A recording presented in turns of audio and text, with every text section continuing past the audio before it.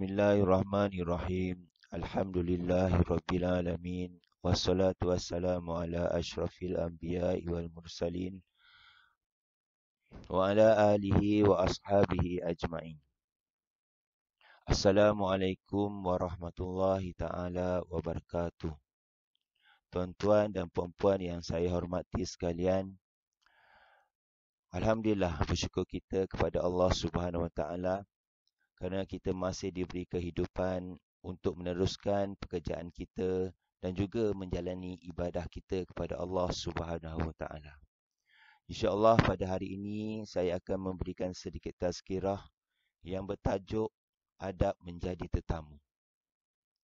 Yang pertamanya, tuan-tuan dan puan-puan sekalian, bagi seseorang yang mendapat undangan, hendaklah dia menghadiri ataupun memenuhi undangan tersebut bersesuaian dengan waktunya, kecuali sekiranya ada keuzuran ataupun merasa takut ataupun mendatangkan bahaya kepada diri kita, maka hendaklah kita tidak menghadiri atau memenuhi undangan tersebut.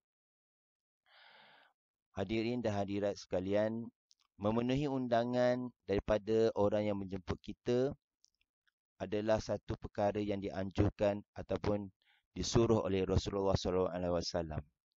Kerana dalam sabdanya yang bermaksud, barang siapa yang diundang, maka datangilah. Hadis riwayat Abu Daud dan Ahmad. Rasulullah SAW bersabda lagi yang bermaksud, barang siapa yang tidak memenuhi undangan, maka ia telah bermaksiat kepada Allah dan Rasulnya. Hadis riwayat Bukhari. Ada beberapa syarat untuk kita memenuhi undangan daripada orang yang mengundang kita. Yang pertama, kita lihat orang yang mengundang bukan orang yang harus dihindari dan dijauhi. Yakni kalau orang itu mendatangkan bahaya kepada kita seperti musuh kita, maka tidak harus kita memenuhi undangan tersebut. Yang kedua, tidak ada sebarang kemaksiatan di tempat tersebut ataupun ada kemungkaran, maka hendaklah kita menjauhi ataupun tidak menghadiri undangan tersebut. Yang ketiga, ciri-cirinya ialah orang yang mengundang kita itu ialah orang Islam. Maksudnya orang yang mengundang kita itu orang yang beragama Islam, sesama Islam, orang yang Muslim. Hendaklah kita memenuhi undangan tersebut. Ada juga rakan-rakan kita yang bukan Islam, maka kita harus juga menerima undangan dan menghadiri undangan orang-orang yang bukan Islam. Yang keempat, ciri-ciri kita menerima undangan, yang keempat iaitu orang itu tidak membuat pekerjaan yang haram dan mendapat pendapatan yang haram daripada pekerjaannya itu. Jadi, apabila kita menerima undangan, kita kena lihat dulu apakah pekerjaan orang yang mengundang kita itu. Tetapi dalam sebahagian ulama menyatakan boleh menghadiri undangan orang yang mempunyai pendapatan dari sumber yang haram. Kerana dosa yang mengundang tu tidak akan terpalit kepada orang yang diundang. Maksudnya dosa yang orang yang menjemput kita itu tidak akan balik kepada kita. Sekiranya kita mendapat undangan daripada orang yang mempunyai pekerjaan yang haram. Yang kelima, apabila kita menerima undangan, hendaklah kita lihat kita tidak meninggalkan kewajipan seperti meninggalkan sembahyang, meninggalkan puasa, iaitu ibadah yang kita kerjakan, tidak menggugurkan sesuatu kewajipan. Maksudnya tidak menghalang kita melakukan ataupun menjalani kewajipan seperti puasa, solat dan sebagainya. Yang keenam, tidak ada mudarat bagi orang yang menghadiri undangan. Maksudnya kalau sekiranya kita menerima undangan, tidak akan mendatangkan sebarang kemudaratan kepada kita. Itu syarat-syarat kita menerima undangan daripada seseorang. Kemudian apabila yang kedua, sekiranya kita menjadi tetamu ataupun menerima undangan, kita tidak membeza-bezakan.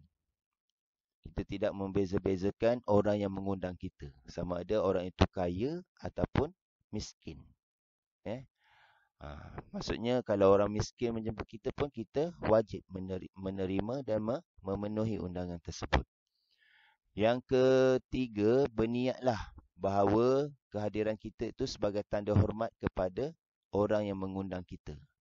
Terutama orang yang beragama Islam, orang yang Muslim, sesama Muslim.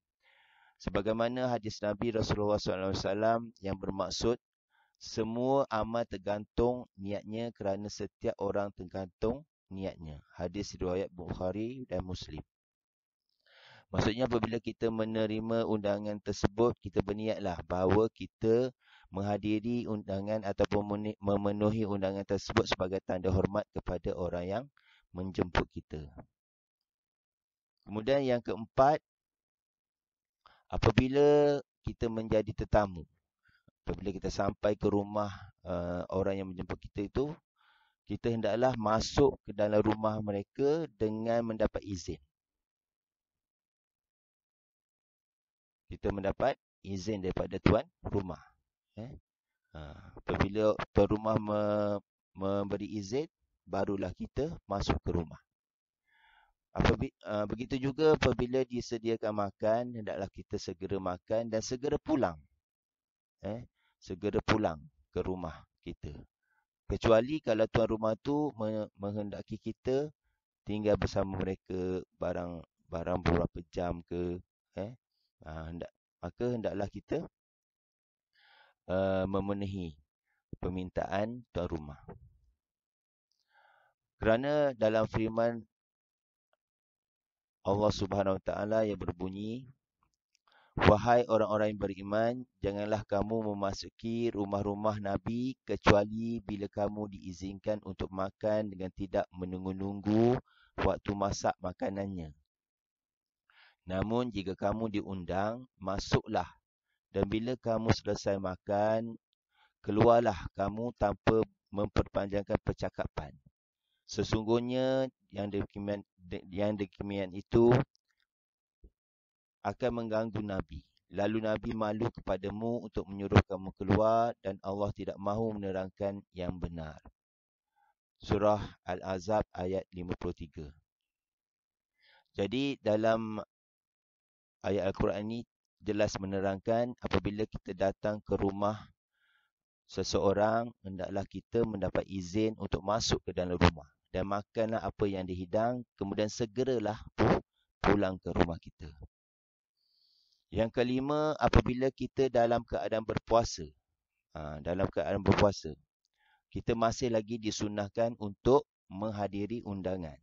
Kerana apabila kita menerima undangan ataupun memenuhi undangan, kita akan menampakkan kebahagiaan kepada orang yang menjemput kita tu.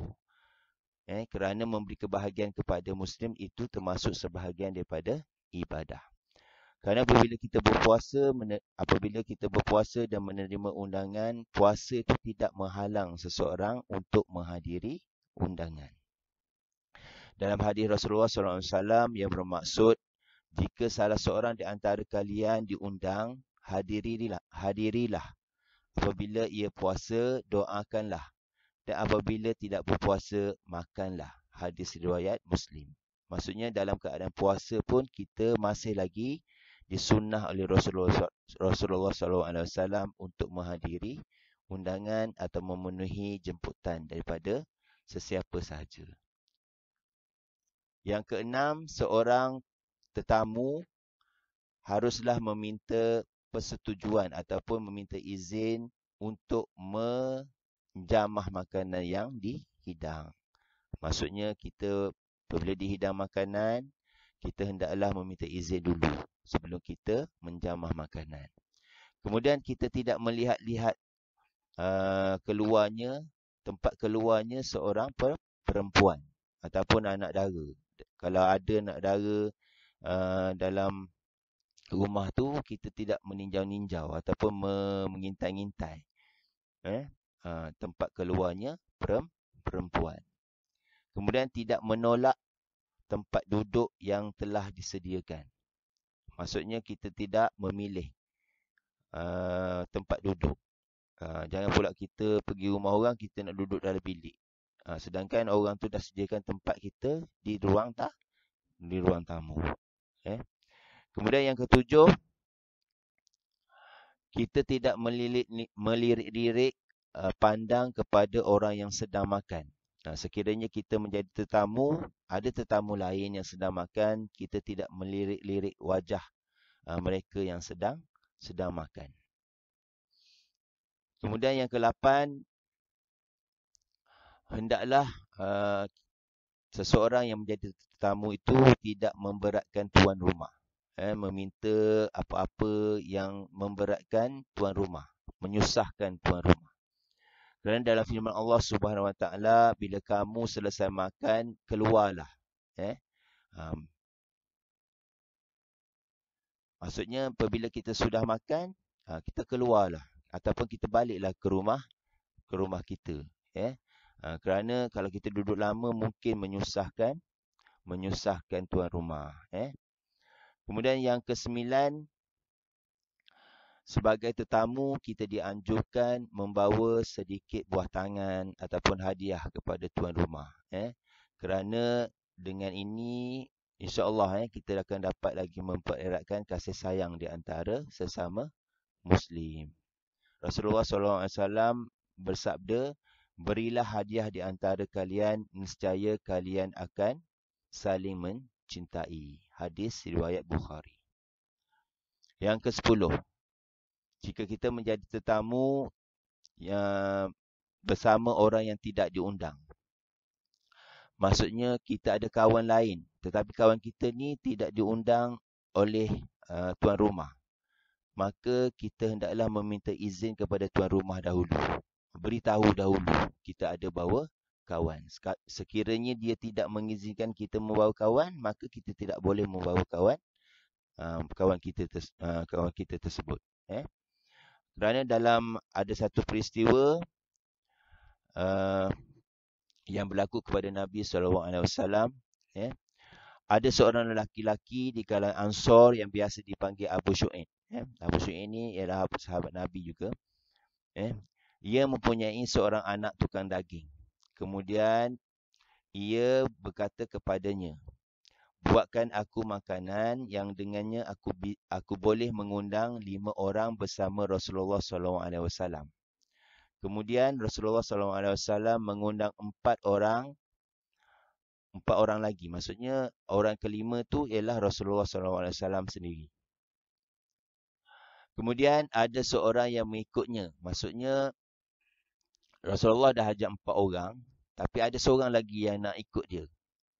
Ada seorang lagi yang nak ikut Rasulullah. Maknanya 6 orang lah yang datang. Orang yang ke-6 ni tidak diundang oleh Abu Syu'aib. Maka Rasulullah SAW memberitahu Abu Syu'aib bahawa dia ada membawa seorang lagi. Maknanya yang datang ke rumah Abu Syu'aib tu seramai 6 orang. Jadi Abu Syu'aib berkata, aku mengizinkan Rasulullah SAW membawa orang yang ke-6. Jadi barulah Rasulullah SAW membawa orang yang ke-6 yang hendak mengikutnya tu. Apabila kita membawa orang yang tidak diundang oleh tuan rumah, maka kita kena beritahu dulu. Sekiranya dia izin, baru kita boleh bawa. Kalau dia tak izin, kita tak boleh membawa orang yang tidak diundang. Kemudian yang ke-11, orang yang menjadi tetamu hendaklah mendoakan orang yang memberi hidangan kepadanya. Maksudnya apabila kita datang ke rumah seseorang menjadi tetamu, kita hendaklah mendoakan tuan rumah. Kerana orang-orang yang puasa yang telah berbuka di samping kalian, orang-orang yang baik telah memakan makanan kalian, semoga malaikat mendoakan kalian semuanya. Itu doa yang boleh kita kita doakanlah kepada tuan rumah. Kemudian ada lagi doa yang Rasulullah SAW anjurkan. Ya Allah, berikanlah makanan kepada orang yang telah memberikan makanan kepadaku, dan berikanlah minuman kepada orang yang telah memberiku minuman. Hadis riwayat Muslim. Maksudnya apabila kita datang ke rumah seseorang tu, kita disunatkan berdoa kepada tuan rumah, mendoakan tuan rumah, supaya tuan rumah mendapat kesejahteraan dan keselamatan.